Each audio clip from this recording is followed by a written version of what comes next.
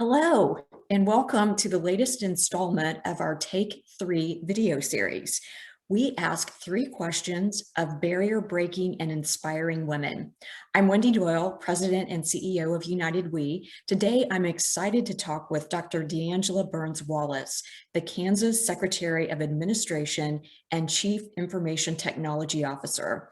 Secretary Burns Wallace started her career as a Foreign Service officer with the U.S. Department of State. Prior to her current role, she served as the Vice Provost for Undergraduate Studies at the University of Kansas. She is a national thought leader for many organizations and institutions on issues such as professional development pathways, diversity, equity, and inclusion, multi-generational workplace differences, and strategic planning. Welcome, Secretary Burns Wallace. Thank you for joining us today. Thank you for having me. Excited to join the conversation. So my first question is, during the pandemic, you really had the foresight to create something pretty unique for women who are Kansas State employees. Do you want to tell us about it?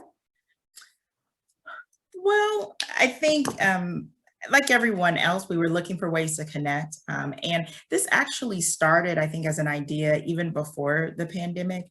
We had partnered with various entities like KU, and they had a women's conference. And we were like, we want our state employees and those that are women in state government to take advantage of some of the opportunities and resources.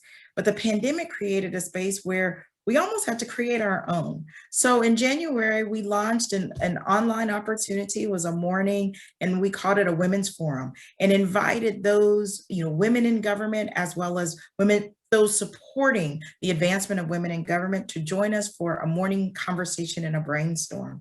And literally, we had over 500 people join us in the conversation. So in just under 4 months, just that one initial conversation has now blossomed into an organization that is called Kansas WISE, and WISE stands for Women in State Employment. They are getting ready to launch subcommittees where they're working on professional development and mentoring and wellness.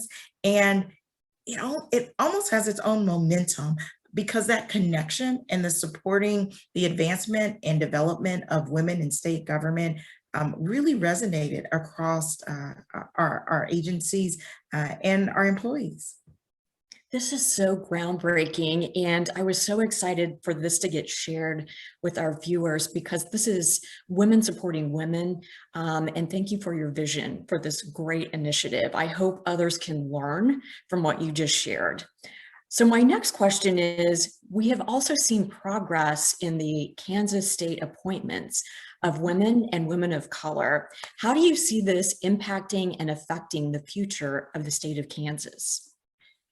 For me, I always talk about representation matters, and it matters on so many levels. When we look across who is leading in our workplaces, who's leading in education, who's leading our businesses, women are at the forefront. They are groundbreaking.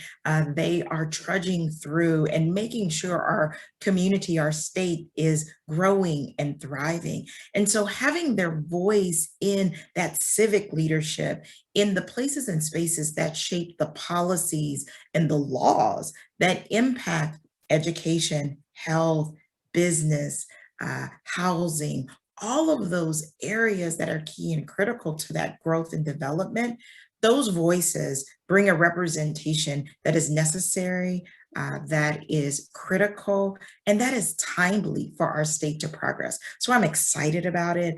I'm hopeful. And most importantly, I think it really is a true reflection of Kansas. And that is the most important piece of it. I am so proud of Kansas, Secretary Burns Wallace, in creating this culture for inclusiveness and also having a place for women. It's just, great progress that's been made. So congratulations to you and to Governor Kelly for this great work. So Mhm. speaking of appointments, in 2020, you were appointed to the Stanford University Board of Trustees, which is tremendous. So first of all, congratulations. We're so proud of you. You are a trailblazer. What expertise do you try to bring to ongoing board discussions and decisions? So I would say in every conversation, I do believe it's about perspective. Bringing the voice of those who may not be in the room are a part of every conversation. Bringing perspective as we start to make key and critical decisions. And so those perspectives can be, for me, I sit in seats where I was first generation to college. I came out of the Midwest.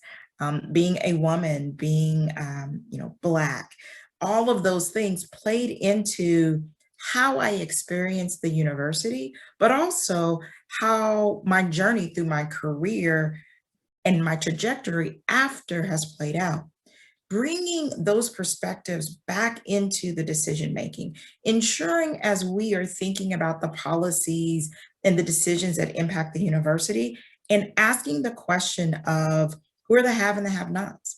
How does this policy push and pull? Does it have unintentional consequences on a particular population, group, short term or long term? And to do that, you must have different perspectives around the table. You must value those, you must hear those, and then you incorporate those. Can you make everyone happy every time with every decision? No. But you can be intentional about the decisions that are made and be very clear and transparent about the perspectives and the experiences that were taken into consideration when those decisions were made. And that is a role that I try to play in every environment, and particularly on my Stanford Board of Trustees. Oh, I love that. We can learn so much from you. I wish we had more time. A final question for you is any advice to women who are watching this today who may be thinking about an appointment? Mhm. Stop thinking and just do.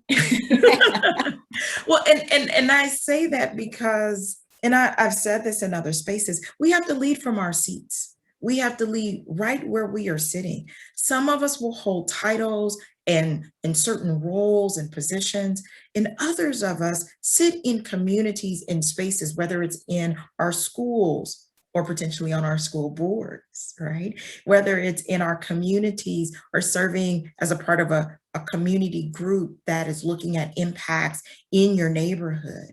But it also can be at that city level or that municipality level or at the state level on a board or commission. But wherever you sit, we need to do. We need to bring our voice, we need to bring our perspective, we need to bring our communities to the table, and we have to be, most importantly, present. And we can't be present unless we are doing. So ask for help, ask for advice, look around for models, get the toolkit you need to be prepared, which is some of the work that I love that you all do, Wendy, through the appointments projects and other initiatives. But at the end of the day, just resign yourself that I am going to be present and I am going to bring my community and perspective to each and every place and decision where I can leverage my voice into the conversation. Oh, thank you so much, Secretary Burns Wallace. This has been delightful. Thank you for your insight, your leadership, your service, and for who you are and who you are going to continue to become. We appreciate you. Thanks to everyone for tuning in to our latest Take 3 video segment. Have a great day.